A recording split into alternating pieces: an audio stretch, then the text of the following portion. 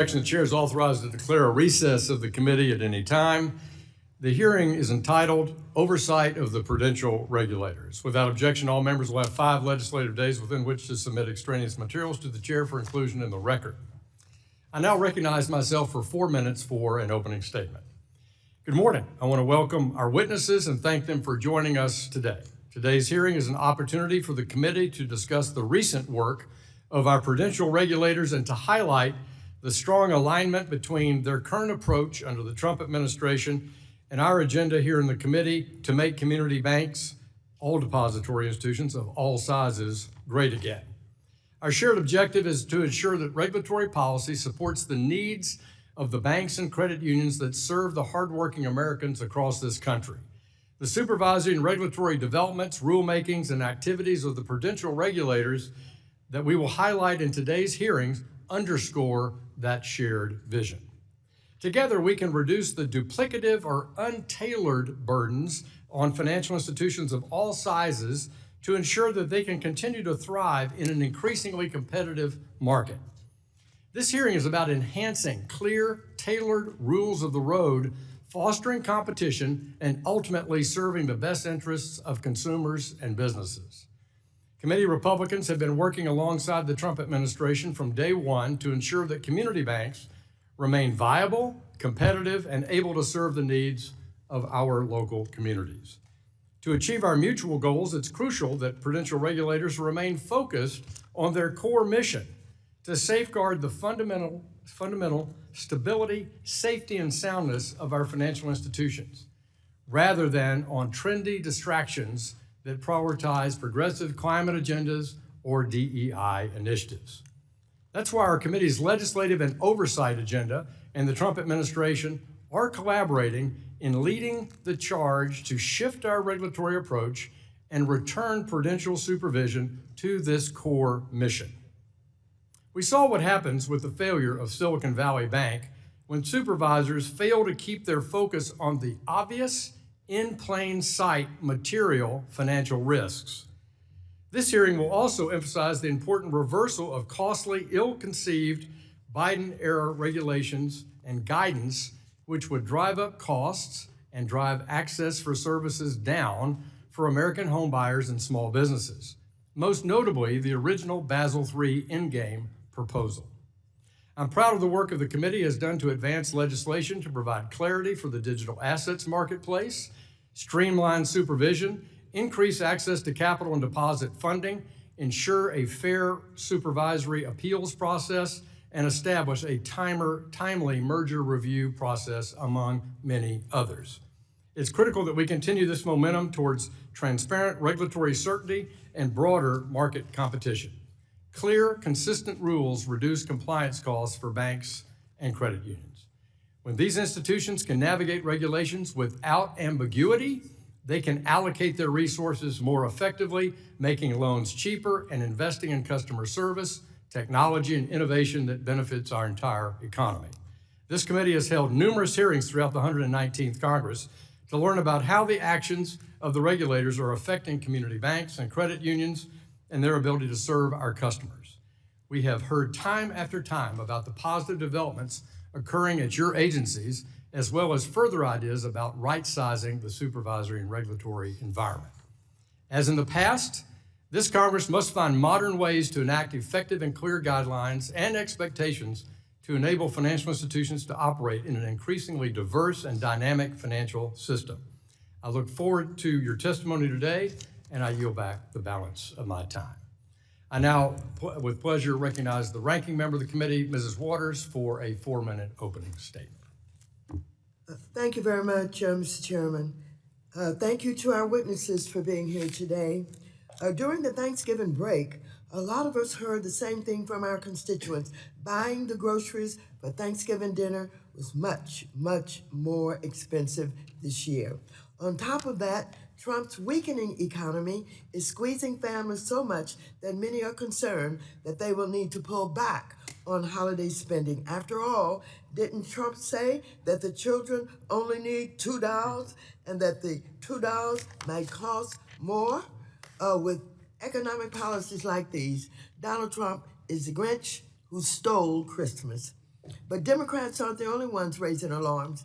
Republican Representative Marjorie Taylor Greene, who until recently was a die-hard Trump supporter, acknowledged that under the Trump administration, the cost of living has become unbearably high. Corporate interests are prioritized over the needs of the working class. Small businesses are hurting, and the American dream is slipping out of reach. We were all promised lower costs on day one of Trump's term. Instead, his administration is dismantling the very institutions that keep costs low and the economy stable, including by undermining the independence of the Federal Reserve and forcing independent agencies to serve his personal interests. Americans were promised a reduction in credit card interest payments. Instead, Trump and the Republicans are unlawfully shutting down the Consumer Financial Protection Bureau, the only federal agency focused on making sure that big banks and other financial institutions treat Americans fairly.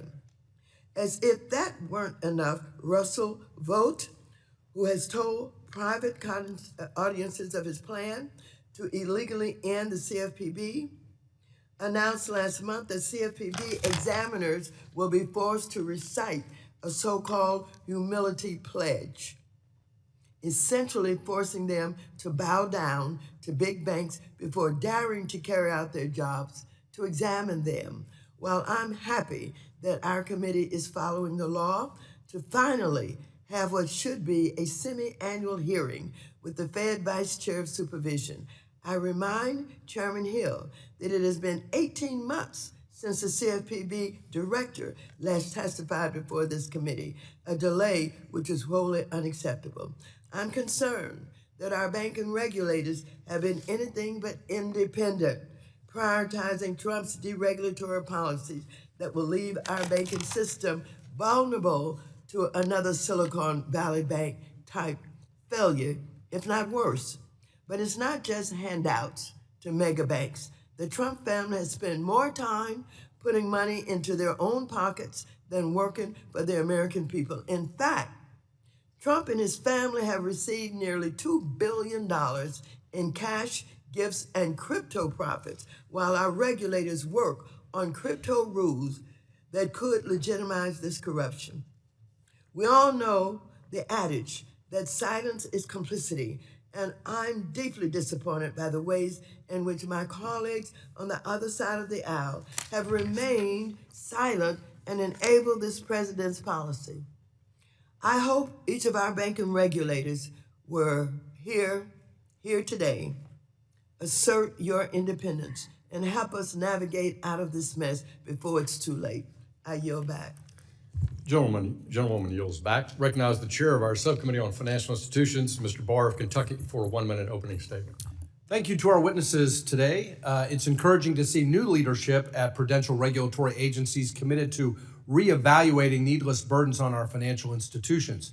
For years, Congress and our financial regulators have set regulatory thresholds intended to align oversight with actual risks to financial stability. But because these thresholds are often static, they inevitably sweep in more institutions as the economy grows, capturing firms that were never intended to be treated like the largest, most complex banks. That's why I've introduced legislation, the TIER Act of 2025, to index these thresholds to nominal GDP, preserving rigorous requirements where they belong while preventing regulatory bracket creep that diverts resources away from communities, small businesses, and farmers. Additionally, as you finalize the Basel III endgame, it is critical to ensure U.S. capital standards are risk-based, evidence-driven, and supportive of credit availability. Gold plating international standards and massively hiking capital requirements would restrict lending, reduce market liquidity, and weaken, not strengthen, our financial system.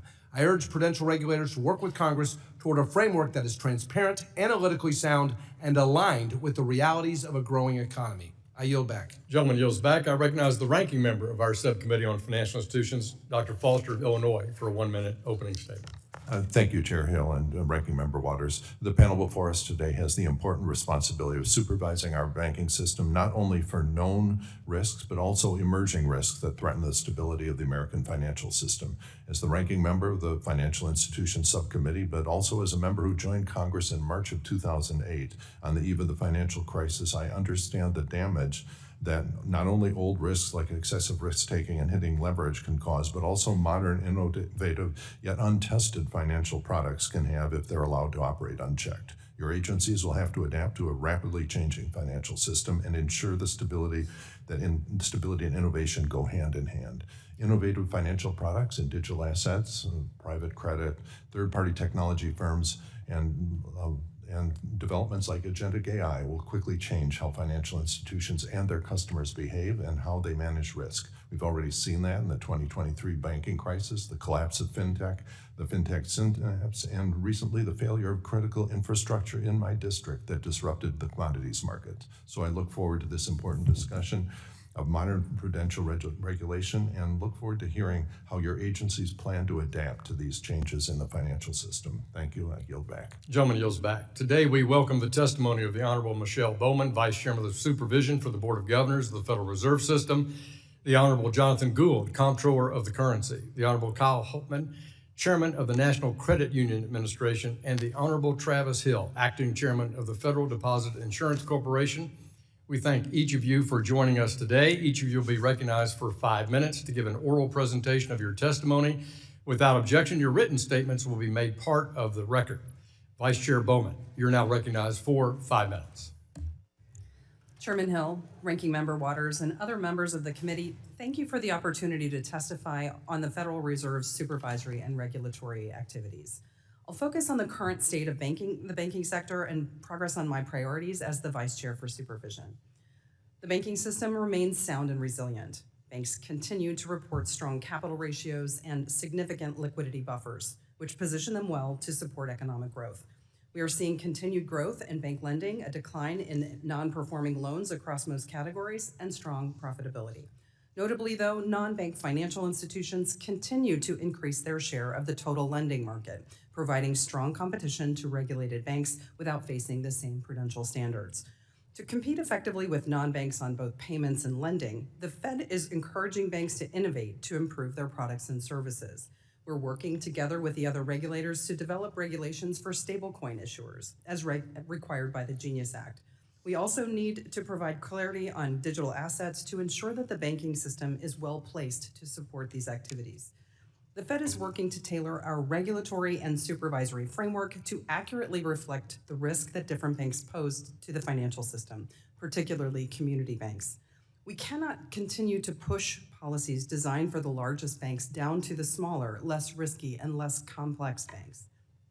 I support congressional efforts to reduce burden on community banks, including increasing static and outdated statutory thresholds that have not been updated for years. I also support improvements to the AML framework that will assist law enforcement while minimizing unnecessary regulatory burden. The Fed is taking action to support community banks. Together with the FDIC and the OCC, we recently proposed changes to the community bank leverage ratio to provide greater flexibility while preserving strong capital and safety and soundness. We also released new capital options for mutual banks. We are exploring streamlining the merger and acquisition and de novo chartering application processes for smaller banks and updating the board's merger analysis to accurately reflect and analyze competition among small banks. We're also in the process of modernizing and simplifying the Fed's regulation of large banks. The board recently released a proposal to enhance public accountability and to ensure robust outcomes of our stress tests. The proposal includes disclosing stress test models, the design framework, and the 2026 scenarios. It ensures that future significant changes will benefit from public input. The agencies recently finalized changes to the enhanced SLR proposal for US GSIBs, which helps ensure that leverage capital requirements serve as a backstop to risk-based capital requirements as it was originally intended. The board is working on a proposal with the OCC and the FDIC to implement the 2017 Basel Agreement. This will reduce uncertainty and provide clarity on capital requirements. We're considering each of the elements rather than reverse engineering changes to achieve predetermined outcomes. As a part of this proposal, we are considering approaches to differentiate mortgage risks that will benefit the banking system as a whole. The Fed is also working to refine the GSIB surcharge framework. The surcharge must be calibrated to avoid impairing the banking sector's ability to support the broader economy. Effective supervision must focus on factors that affect a bank's financial condition, including material risks to bank operations and the stability of the broader financial system, not immaterial issues that distract from core safety and soundness. This requires a risk-focused, tailored approach to supervision and regulation. The Fed is considering a regulation to clarify standards for enforcement actions based on unsafe and unsound practices, matters requiring attention, and other supervisory findings. Focusing our resources on material issues that historically have correlated to bank failures will create a more effective oversight system. The CAMELS framework is also under review, as is the Bank Examiner Training Program. Establishing clear metrics for CAMELS components ensures transparency and objectivity in our examinations, and enhancing examiner training will improve our supervision. In addition, the board recently finalized revisions to the large bank rating system that addresses the mismatch between ratings and overall firm conditions. Further, the board removed reputational risk from our supervision, and we are considering a regulation to prevent supervisory influence from leading banks to debank a customer due to their constitutionally protected political or religious beliefs or a business engaged in illegal activities. Banks must remain free to make their own risk-based decisions to serve individuals and lawful businesses without interference. Thank you again for the opportunity to appear before you today. The Fed is in the pre-FOMC blackout period, so I will not be able to discuss monetary policy during today's hearing. With that in mind, I look forward to your questions. Thank you. Thank the Vice Chairman. Comptroller Gould, you're now recognized for 5 minutes for your oral remarks. Chairman Hill, Ranking Member Waters, and members of the committee, thank you for the opportunity to appear before you. It is an honor to discuss the Office of the Comptroller of the Currency's work implementing the President's economic agenda by ensuring that America's federal banking system is safe and sound and remains the world's most trusted, dynamic, and resilient. Over 160 years ago, President Lincoln had a vision for a federal banking system to serve this country and its economic ideals, and he empowered the OCC to oversee that system. Today, the OCC supervises more than 1,000 institutions that hold $6.7 trillion in assets, or roughly 2/3 of all U.S. commercial banking assets. And the GENIUS Act now extends our remit to certain payment stablecoin issuers. In the years since the 2008 financial crisis, Washington too often sought to eliminate rather than manage risks, resulting in a less relevant and diverse banking system. Unelected bureaucrats discouraged prudent risk-taking, stifled innovation, and drove credit out of reach for small businesses and communities. Far from ending too big to fail, the Dodd-Frank Act created the moat that supercharged the growth of the very largest banks and introduced too small to succeed. I intend to restore balance, reset our risk tolerance, focus supervision on material financial risks, and free banks to lend, invest, innovate, and grow responsibly. Community banks in particular will benefit from a better tailored, proportional framework that meets their specific needs. We are ending the weaponization of finance. No American should be denied access to banking products and services because of political or religious beliefs or lawful business activity. We are currently implementing the President's executive order on guaranteeing fair banking for all Americans by reviewing the activities of the largest national banks and investigating complaints of alleged debanking. We have already proposed a rule to eliminate reputation risk from supervision, and we are intent on ensuring banks provide access to products and services based on objective, risk-based criteria, not politics or ideology. The OCC's support functions have degraded over the last 4 years, posing a risk to our ability to execute our statutory mission. Outward signs of this decline include the hiring of a fraudulent chief financial technology officer in 2022 and an email data breach that took nearly 2 years to identify and halt. Upon arriving at the agency in mid-July, it became clear that these two issues were symptomatic of others, and fixing agency operations became a top priority for me. To that end, we are working to ensure accountability for these failures and to recruit qualified and competent individuals. Supervision must be clear, credible, and consequential. We are cutting away procedural clutter and returning to risk-based supervision rooted in law with an emphasis on examiner judgment, not arbitrary checklists. Examiners will focus on issues that materially affect banks' safety and soundness. We are also codifying reforms to the matters requiring attention process, clarifying enforcement standards, and ensuring supervisory tools are used proportionately and predictably.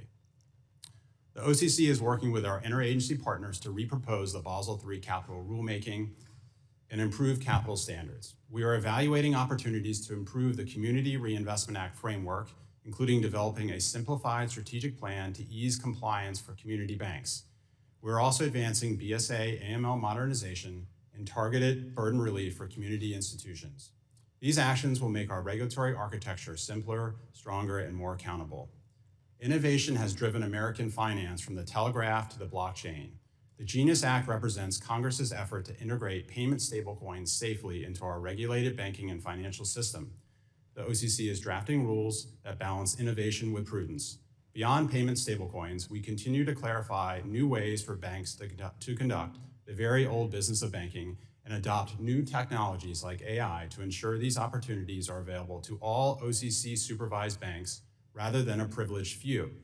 We are modernizing OCC operations through technology, data, and AI, delivering more efficient supervision and lower assessment fees to create cost savings that flow back to banks, their customers, communities, and businesses. The federal banking system must remain dynamic, competitive, and fair. By providing a path for banks to embrace new technologies in a safe and sound manner, ending politicized debanking, and modernizing supervision, we are ensuring the long-term relevance of the federal banking system. We are restoring the OCC's historic balancing of prudence and progress. This is what Lincoln envisioned, a federal banking system that serves every American, supports a thriving economy, and stands ready to meet modern challenges. Thank you. Thank you, sir. Chairman Hauptman, you're recognized for 5 minutes for your oral remarks. Thank you. Chairman Hill, Ranking Member Waters, members of the committee, thank you for the invitation to discuss the operations, programs, and initiatives of the National Credit Union Administration. I'm grateful to President Trump for selecting me as the 13th chair of NCUA. NCUA's mission is to enable access to financial services by facilitating safe, sound, and resilient credit unions. The 4,300 credit unions in America serve over 143 million Americans with over $2 trillion in deposits. Federal credit unions serve in all 50 states, and 45 states have state-chartered credit unions, not to mention Guam, Puerto Rico, and U.S. Virgin Islands. The credit union movement was a grassroots effort to expand financial services and provide low-cost credit to groups and communities that were otherwise excluded from the financial system. The origins of the movement drive the foundational difference between cooperative credit unions and banks. Credit unions are owned by their member owners, and like all cooperatives in America, most of which are not credit unions, they do not have shareholders. Credit unions can only serve their members, other credit unions, and credit union organizations. By law, the types of financial services they are offered face certain limits. The law caps the interest rate credit unions can charge at 18%. It's quite a bit lower than banks are allowed to charge. It limits the number of business loans and restricts their investment authority.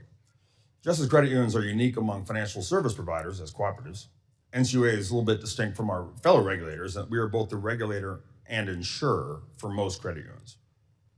When acting as a regulator, the NCUA is charged with regulating, chartering, and supervising federally chartered credit unions. When acting as an insurer, we're charged with managing and protecting the Share Insurance Fund. Both state and federally chartered credit unions are eligible for insurance from NCUA. In other words, for credit unions, NCUA is the OCC, FDIC, and the Fed all rolled into one because in addition to being a regulator and insurer, we're also a source of emergency liquidity through the Central Liquidity Facility. The CLF provides member credit unions with a source of loans to meet their liquidity needs. NCUA must meet its statutory obligations with awareness that overregulation can stifle innovation and growth in a way that could threaten the viability of the credit union system. Our regulatory activities must be fair and transparent. For example, we must avoid the perception and the reality of regulation through enforcement. I am proud that it is NCUA policy against no regulation by enforcement. Defined in very simple terms, in America, the sequence of events is right rule, then enforce. It's worth noting that as an insurer, NCUA's incentives are aligned with the success of the credit unions we regulate. While the agency is not regulated by enforcement as a matter of practice or policy, we're proud to have an official public policy. It is on our website, it flows through the examiner manual, and it merely extends the same protections that our civil servants have under civil service law to the institutions that we regulate. To right-size our approach to safety and soundness, the NCUA is doing several things to capitalize on the opportunities created by the Trump administration to foster innovation. As a first priority, NCUA is reviewing its regulations to remove any that are obsolete, overly prescriptive, or unduly burdensome. We have a new strategic plan that guides our priorities through 2030. And a couple months ago, we invited credit unions to share their ideas on how to strengthen the system, to highlight future issues, and tell us what they would change about our strategic plan. We're using that feedback to ground our planning for Main Street priorities. Our plan will focus on safety and soundness, protecting the fund, and creating space for credit unions to innovate responsibly, especially in leveraging artificial intelligence and digital assets. My written testimony discusses the current state of the credit union system and provides an overview of the state of the agency. It also details the work we're doing to empower credit unions and foster innovation. Thank you, Mr. Chairman. I look forward to the committee's questions. Gentleman yields back. Acting Chair Hill, you're recognized for your 5 minutes of oral remarks. Chairman Hill, Ranking Member Waters, and members of the committee, thank you for the opportunity to testify today. I appreciate the opportunity to report on the FDIC's recent work to improve our regulatory and supervisory approach across a number of areas while continuing to fulfill our core mission of ensuring deposits, promoting the safety and soundness of banks, and resolving failed institutions. Over the past 10 months, the FDIC has made significant progress in several areas, including reforming supervision so it is less process-driven and more focused on core financial risks, engaging in a thoughtful review of our regulations, guidance, and manuals, reevaluating numerous aspects of our resolution and receivership management functions, and promoting the prudent adoption of innovative technologies in the financial services sector. My written statement provides greater detail in each of these areas, but I would like to briefly touch on each of them. Regarding supervision, the FDIC is actively implementing changes to our supervisory process to reorient our focus more towards material financial risks and to improve other aspects of our supervisory framework. Among other things, we have issued a proposed rule along with the OCC that would define certain key terms related to supervisory criticisms, are working with federal and state regulators on reforms to the CAMELS rating system, issued a proposal to establish an independent Office of Supervisory Appeals to adjudicate appeals of material supervisory determinations, and modified our continuous examination program, including by raising the threshold from $10 billion to $30 billion in assets, among other changes detailed in my written statement. The FDIC has also been engaging in a thoughtful review of our regulations, guidance, and manuals, and we have already taken several significant steps.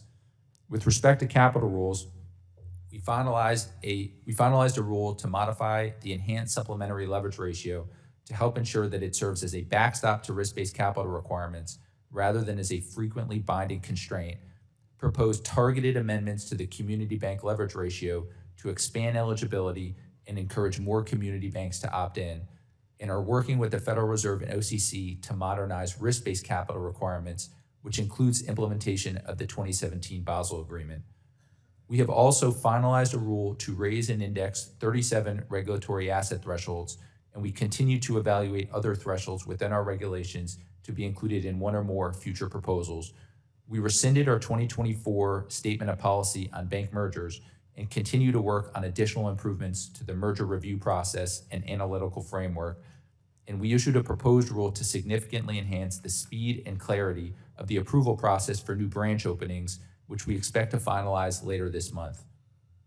With respect to bank resolution, the FDIC has, among other things, modified our approach to resolution planning for insured depository institutions based on lessons learned from the 2023 bank failures, conducted dozens of outreach meetings with banks in their capacity as potential failed bank acquirers as we seek to improve the bidding process and remove potential obstacles to lower cost bids, and implemented a number of internal operational improvements.